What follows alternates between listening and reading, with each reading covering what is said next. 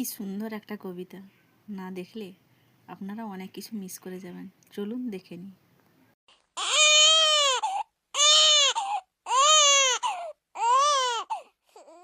জন্মাবার পরে এই হসপিটাল ঘরে এই সিলিং ফ্যানটাই সর্বপ্রথম আমাদের চোখে পড়ে, কারণ তোমায় ধুইয়ে চিৎ করে দেয় শুইয়ে।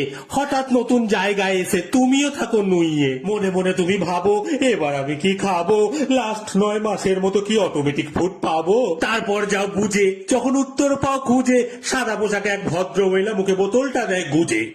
এর কদিন বাদ আবার বদলে যায় ছাদ, কারণ তুমি হসপিটাল থেকে বাড়ি আসো সোনার চাঁদ। কদিন দুধ খাওয়ানোর ফলে নার্সকে ভাবছিলে মা বলে, রিয়েলাইজ করবে আসল মা তো এখন আছো যার কোলে। 3 মাস করে কষ্ট, কথা বেরোবে না স্পষ্ট, শুধু উঙ্গা শব্দ বলতে শিখবে, বাকি সময়টা নষ্ট।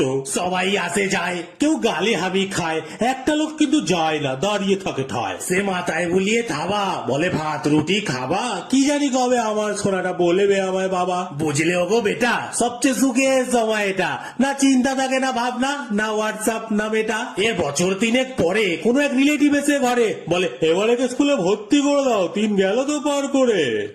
ব্যাস, খেয়ে গেলে তুমি কেস, তোমার সুখের সময় শেষ। মনে হবে এই রিলেটিভটা না থাকলেই হতো বেশ। স্কুলে ভর্তি হলে যেই দৌড় শুরু হলো সেই, জীবনের চাকা ঘুরেই যাবে, এই দৌড়ের শেষ নেই। দাদা কি সুন্দর কবিতাটি পাঠ করলেন।